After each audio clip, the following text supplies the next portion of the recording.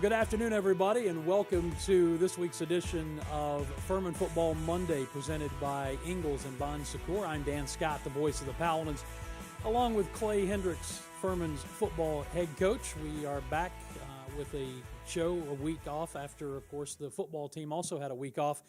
Last time out, the loss to Chattanooga. Looking forward to getting back at it with a road game at Mercer on Saturday afternoon, a 3:30 kickoff coming up in Macon, Georgia. Coach Clay Hendrix, how are you doing? I'm doing well.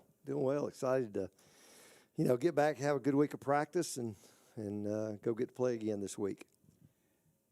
When you have a difficult day like you had 2 Saturdays ago, and you got a bye week coming up, is that a good thing, or is that one of those situations where you'd almost rather get right back on the horse and play again? Well, I think you'd always rather get back on the horse and play again, but it forces you to evaluate some stuff you're doing, and there are a lot of good things came out of it. Mentally, health, physical and mental. Gave our kids a chance to get a little bit away from it. We were one of the few teams really in the country that had played 5 straight games. So I don't know. I think was a good productive time for us, and we'll come back, go later today, and try to have a good week of practice. And you did get a chance to give your players some time off in this week, which I'm sure they really needed. I did. We ended up going 2 days pretty heavily, and then but we gave them basically, they had Friday and Saturday, and debated about that.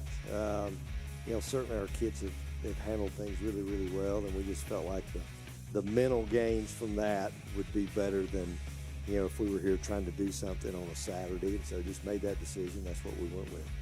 See the game summary from the last time out, the 20-18 loss to Chattanooga. We'll roll the Bon Secours highlights for both the first and second half as we continue to talk about some of these things.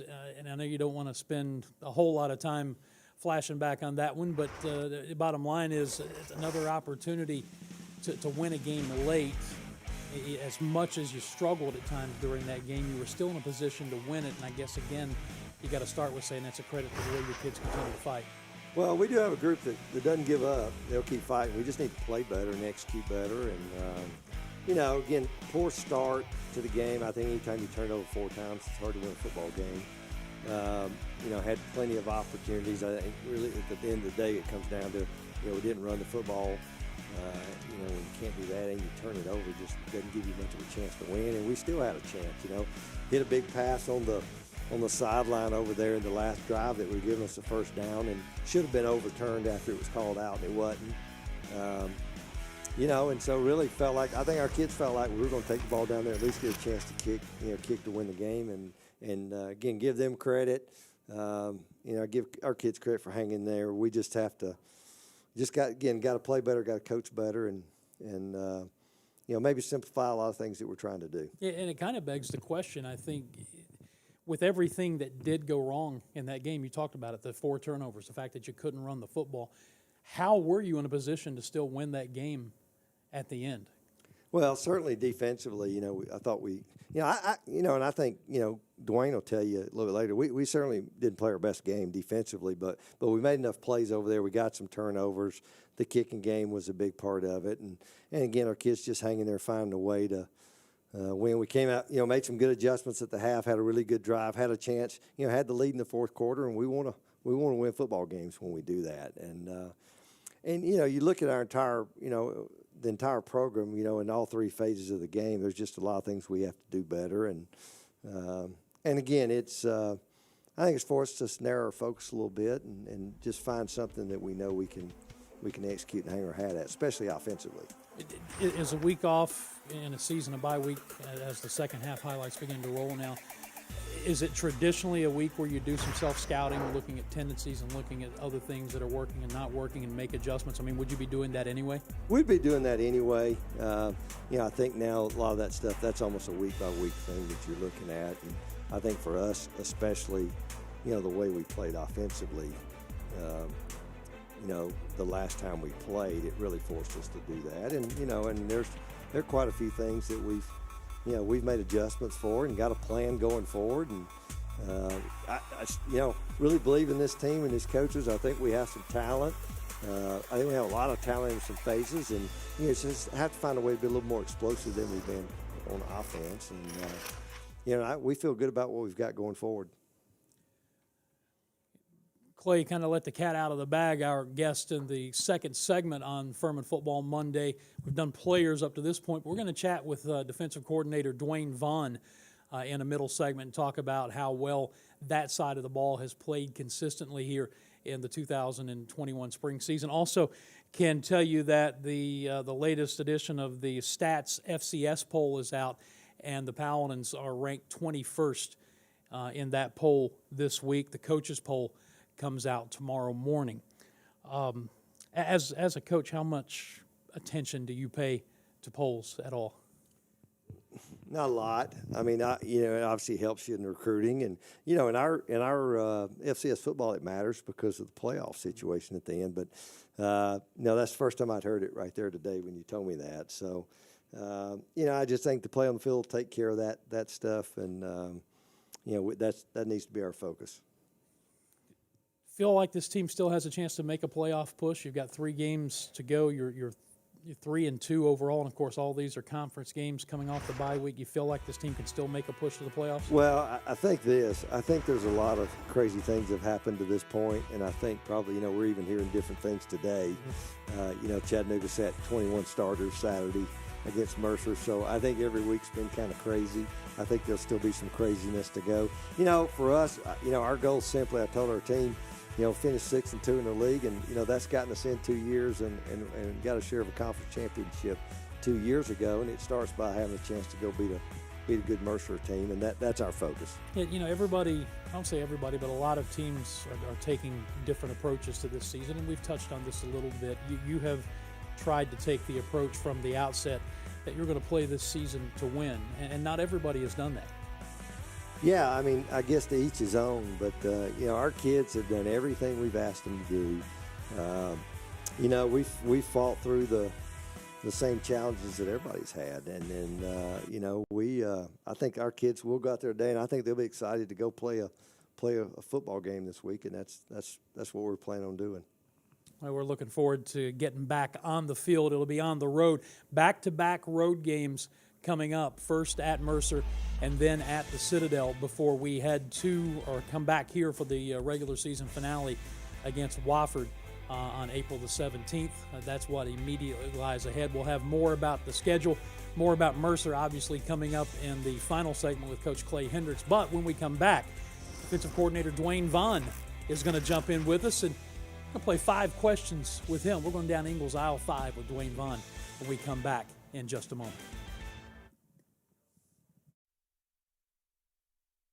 The Southern Conference celebrates 100 years. Born in the South, raised on innovation, driven by competition, this trailblazing conference has emerged as a national leader on and off the field, marked by notable achievement, motivated by building lifelong leaders. It has been a memorable century. With respect for our legendary past, we move forward with honor, embracing the challenges of the future. The Southern Conference. We're just getting started. If this is your kind of day and this is your kind of truck, then this is your time to buy. During the Built for Spring sales event, get great deals and great offers on the legendary workhorse Ford F-150 and the adventure-ready Ford Ranger. Make the most of your spring in a new Ford, America's best-selling brand. Hurry, it's the Built for Spring sales event. Now, get a 2020 F-150 with up to $10,531 in total savings. Only at your Carolina Ford dealer. This one's for all the parents whose idea of a big night out is a 15-minute drive to a takeout window. You've compromised enough. Pepsi Zero Sugar. Spink's chicken tenders aren't just fast and fresh. They're crispier, crunchier, juicier, saucier, spicier, legendary-ier. Oh, so many options. One easy stop. Spink's, making life easier. Spink's drinks aren't just fast and fizzy, they're fruitier, chewier, bolder, creamier, slushier, bigger, refreshing-ier. Oh, so many options. One easy stop. Spink's, making life easier. Now your doorbell is your dinner bell. A big Bo-Box delivery from Bojangles will feed the whole family. Just tap your app for 8 pieces of chicken, biscuits, fixins' and tea. It's bow time.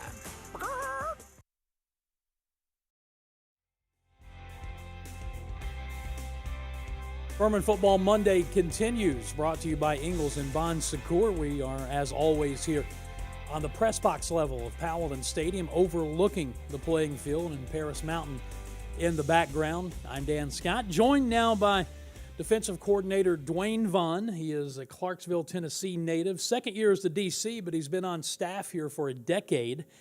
Played collegially at Vanderbilt, and boy, Duane, your defense is playing awfully well through the first 5 games of this spring season.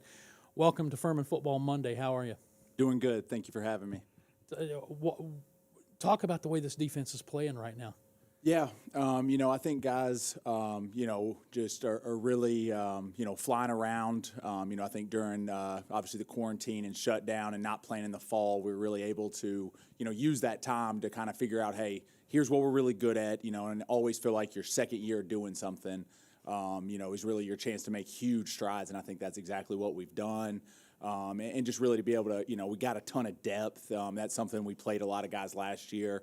And we knew that'd be big this year, just having to play 2 seasons in 1 calendar year. We have a feature that we do in every one of these shows called the Ingalls Catch of the Game, and generally it's a wide receiver or maybe a tight end.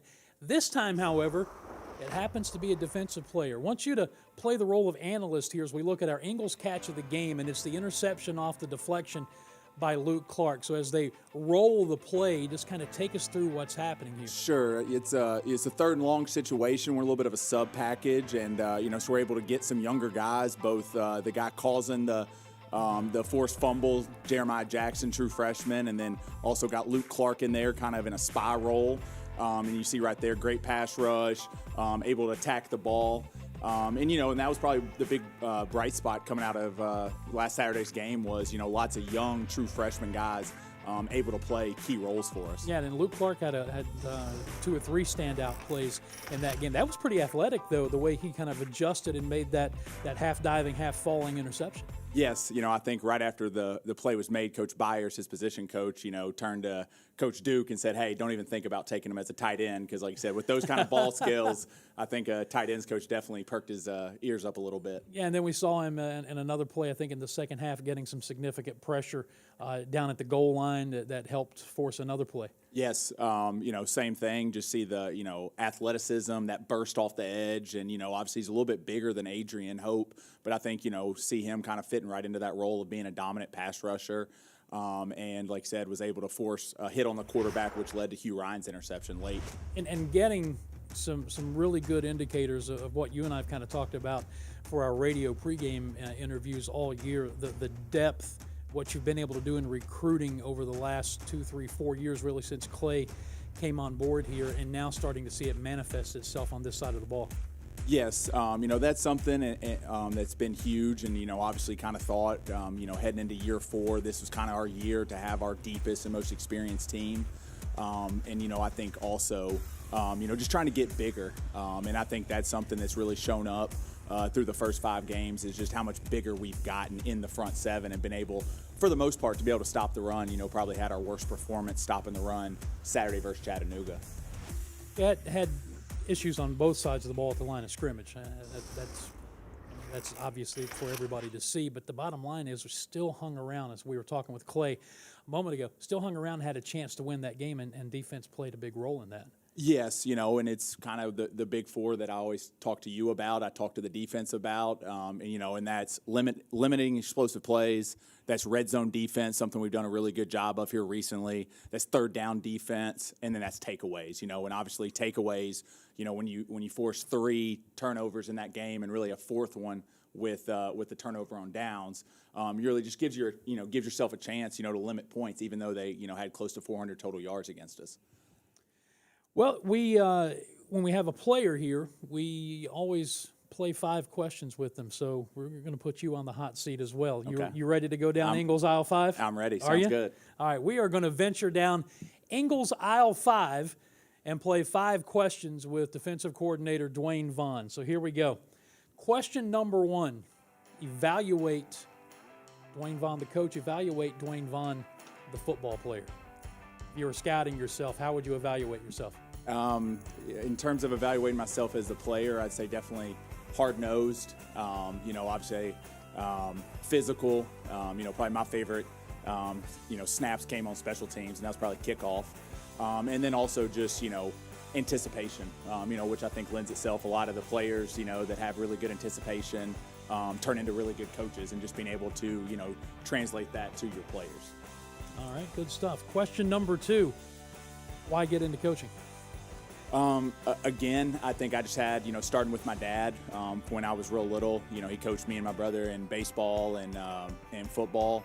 And just had, from him throughout middle school, high school, and even college with Coach Johnson, Bobby Johnson being my head coach, just guys that really poured into me, invested in me, and I just really helped me turn out into the man I am today. And it's just something where, wanted to be able to do the exact same thing for the next generation. And then also, I'm not going to lie, just, I'm extremely competitive and just love, if you're not quite able to play the game anymore, so getting into coaching is something that still get those competitive juices out. Yeah, the competitive aspect of it is fun, and I don't know how many radio guys get what I get, but I do the coordinator's corner interviews with both George Quarles on offense and with Duane on defense, and a lot of times before we ever do the interview, I get the chalk talk. I get the play breakdowns, the X's and O's, and the alignments and the assignments and everything. It's not sure it helps the broadcast any, but it's fun to watch. Question number 3, and this is getting to the heart of the matter. Your hometown is Clarksville, Tennessee. What's the best restaurant in Clarksville, Tennessee? Not a chain restaurant. Okay. Where do the locals go? Oh, that's easy. That's Moss's Cafe. It's you could probably hit a golf ball from Austin Peay Stadium. Mm-hmm. So kind of, it'd be the equivalent of basically Tommy's in Clarksville, Tennessee. So kind of a diner, meat and 3 lunch counter. And I've been growing up going to there with my grandfather. They have a little round table in the back every single morning. All the regulars are in there and get pancakes, sausage. So it give Tommy's a run for its money. Probably not quite as good, but a close second. All right, we got to get through this quickly. But what's the specialty? What's your go-to dish there? It would be the 2, 2, and 2 pancakes, 2 sausages, and 2 eggs. I like it. Question number 4: which coach on the staff has the best sense of humor? I'm going to say Coach Quarles. I think he's underrated, sneaky, really funny. And I think he does a really good job and just has a really good sense of humor. All right. Question number 5. You kind of touched on this a minute ago, but we'll wrap it up with this. Why has this defense been so good this spring? I think it goes back, just kind of the big 4 I hit on, because at the end of the day, the scoreboard doesn't measure total yards, it measures points, and just obviously being able to, be really good in those 4 categories. Third down stops, red zone, and turnovers, I think have been the big reason. And guys just, playing fast and flying around and really enjoying playing. Rapid fire did not phase Duane Vaughn at all. He handled Ingles aisle 5 like the true pro he is. Good to talk to you again. We'll do it all over again on Thursday, right? Sounds good. Looking forward to it. All right, that's Duane Vaughn. This is the Furman Football Monday, brought to you by Ingles and Bon Secours. Clay Hendrix slides back in. We'll turn our attention to Mercer coming up this week and close out the show with the final segment right after this.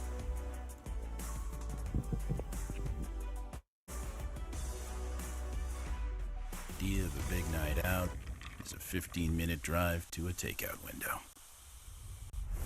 You've compromised enough. Pepsi Zero Sugar.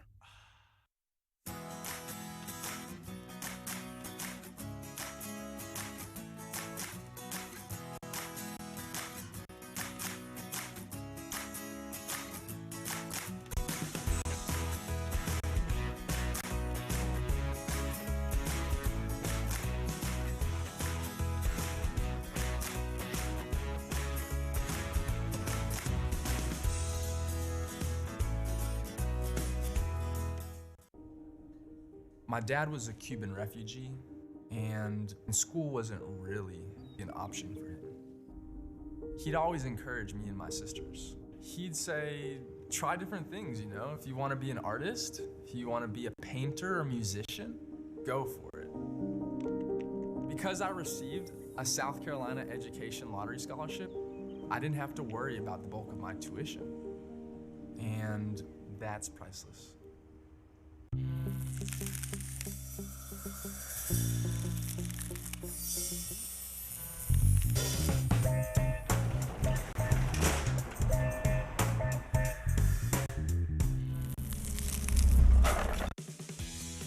your kind of day and this is your kind of truck, then this is your time to buy. During the Built for Spring sales event, get great deals and great offers on the legendary workhorse Ford F-150 and the adventure-ready Ford Ranger. Make the most of your spring in a new Ford, America's best-selling brand. Hurry, it's the Built for Spring sales event. Now, get a 2020 F-150 with up to $10,531 in total savings. Only at your Carolina Ford dealer. We are back on Furman Football Monday, presented by Ingalls and Bon Secours. I'm Dan Scott with the head coach, Clay Hendrix, sliding back into the seat now. I always enjoy talking to everybody on your staff, and you've been so good at giving me access to do that with what we do radio-wise. That young man that was just in that seat, that's a sharp cat that you've got there as your defensive coordinator. Yeah, he really is. I tell you, when I got the job, talking to guys who were on the staff, he had been here, and I had heard a lot of good things about him prior to. But I tell you what, everything I've given him assignment wise, he's been the recruiting coordinator. I think he coached actually on offense at one time. He's just excelled at it, and really bright guy, great worker. And it's been really fun to kind of watch him grow and develop. And, our defense has kind of got his stamp on it now, and I think they're only going to continue to get better under his leadership. Before we completely turn the page and move on to Mercer, we have a new segment we're going to introduce this week called the Bon Secours Breakdown. And I told Clay beforehand it's too bad we don't have a telestrator here, because I was going to allow him to do his best John Madden imitation. But we're going to take a play from the Chattanooga game, and we're just going to let Clay kind of talk about, you'll obviously see where we are in the field, what goes into making this particular call, and it's the Kendall Thomas touchdown pass, the swing pass in the red zone. So just kind of take us through the thought process, why you're making this call on this play, and then the execution of it, which obviously turned out to be very good. Well, if I remember correctly, I think this was maybe the first play after the punt. Then we tackled when the punter put his knee down. But, it's a play that we've run a number of times throughout the year, and it's in the age of college football and football in general, it's a run-pass option. Because you'll see, I think this particular version of it, we're pulling both the left guard tackle, so we have the ability to, either run a counter play or a power play to the right, or throw it to the tailback on the outside. Really nothing more than an option play. Your option, the end man on the line of scrimmage, who we don't block, really reading him. We got him outflanked and had really good numbers on the perimeter as far as having leverage on guys to block. And Hamp made a really good throw, and Kendall's been a really he's a guy, like a lot of our running backs, has shown his ability to be a pass receiver as well. And so it really pretty simple design. And again, it goes back to I think some of the things that we've talked about. The key to that play there was execution. We made a good read, we made a good throw, and we made some good blocks on the perimeter. And when you do those things, you certainly have a better chance to be successful. Yeah, and I think that's one of the keys, as you pointed out. You kind of had some misdirection going on, things going in two different ways, but it's the blocks you got on the outside that allowed him to get to the corner and then use that speed he had that enabled him to get to the pylon, get in for the touchdown. No doubt. Really, like I said, really good play design and really good execution. So that is our Bon Secours Breakdown. We'll be doing that each week through the rest of our Furman Football Monday shows, and get Coach to continue to do that. Maybe we'll get him a telestrator before this is all said and done. Maybe we can requisition that for the fall, Ty Osborne. Let's work on that. All right, so let's turn our attention to Mercer. You talked about the time that you gave the team off last week, so hopefully everybody's rested and ready to go, and you're going to visit an old friend, a guy that you know really well in his first year down there, Drew Cronick. Yeah, I do. A lot of respect for Drew as a man, as a coach, and, he's won everywhere he's been. We spent a number of years here together as an assistant, and then certainly was back here our first year here as our offensive coordinator. And, he has his dad was a longtime high school coach, really successful coach in Georgia. Wing T background, even though he is pretty multiple, but there's always a little bit of a wing T flair to it. And, he's taken what he did, when he left here and went to Lenore Ryan, had great success, and now is down there and has got our kids playing really hard, believing in what they're doing. And, obviously, not surprised. He's got him playing well. So it begs the question about the ultimate chess game then, because he was your offensive coordinator your first year here before he left to go to Lenore-Rhine. You know him well. He knows you well. What kind of wrinkles do you expect to see from him? What do you have to do to change things up, because you guys know each other so well? Well, I think what's kind of interesting, if you watch them play, you see a little bit of us in them, and you probably still see a little bit of him in us, going forward. And I think, obviously his first year there, he's like most people. He's going to work hard to evolve as they go forward. But, you watch him play, and you see him and things that he likes to do. It's there. You can see it, and they've done a good job continuing to get better. Played 3 games in the fall. I think they were one of the few schools that had their kids there all summer last year when almost nobody had people there. So they've been doing what they've been doing for quite a while. I know it's his first season, but they've been at it almost a year now. And it shows. They're getting better and better. We do have time for some questions. If you're watching on Facebook or on YouTube, and you can leave those in the comments section, and we'll try to pass those along to Coach Hendrix before we wrap it up here in a few minutes. Think back to your first year here and coming in with what you knew you wanted to do, but with the personnel that you had and how you had to adapt and build the program. You can understand what he's doing there at Mercer, because he's in that situation now 4 years later. Yeah, I think quite honestly, one of the reasons I was really interested in Drew, obviously had been a really good coach, just trying to give our kids a chance to compete and win right away.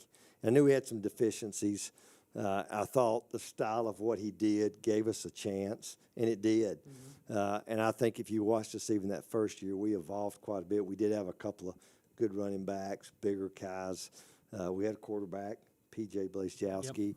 And so I think even Drew probably would tell you we were able to evolve throughout the season. And I see the same thing, with them. And I think they'll continue as he gets his guys in there. And it's an adjustment. But now they've played – I guess now they've played 5-8 games, counting the fall. So they're not just, they're almost through a season now of having played in that system. All right, we've got about a minute, maybe a little less, before we have to wrap it up. Just a couple of keys for this weekend. Well, I think it's all about us, and it's having a great week of practice. Just getting a plan that we feel great about what we're able to execute, take advantage of our strengths. And it's can we run the football? Can we be more explosive? Because I think we've got too many explosive players to not have been a little more explosive than we've been. And then I think continuing to play well in defense. They will expose you in some different ways with some shifts and motions and different things that they do, particularly if you're not disciplined. And I think we've done a really good job over there all year, and we'll certainly need to do that this week as well. That's a look at what the conference standings show at this juncture of the spring 2021 season. And Furman will play game number 6 of 8 scheduled against Mercer coming up at 3:30 on Saturday afternoon in Macon, Georgia. Looking forward to it, Coach. Thank you as always. Thank you, Dan. Just remind you, from a broadcast standpoint, we will be on the air with the Pepsi pregame show, the Pepsi Countdown to Kickoff radio side, beginning at 2 p.m. from Macon. So you can check us out on ESPN Upstate for the radio broadcast, and look to get this Furman football team headed back in the right direction over the final 3 games of the regular season. That will put a wrap on things for us for this edition of Furman Football Monday, brought to you by Ingalls and Bon Secours. Thank you for tuning in. For Coach Clay Hendrix, for Byron Apt and his staff, Ty Osborne, Hunter Reed, all of us here at Furman, I'm Dan Scott, saying God bless you, and so long, everybody.